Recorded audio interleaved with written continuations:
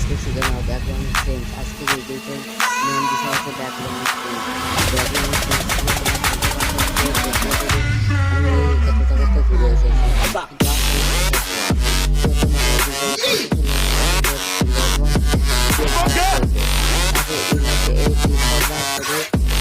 দেখা যায় বাঘ ওটা ক্লিক করে বাঘ একটা ছবি ডাউনলোড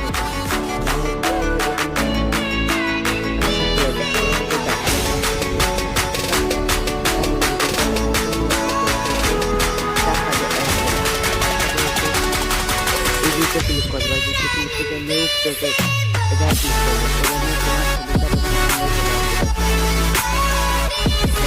এটা বাগের ছবি চলে যাবে। ক্লিক করবে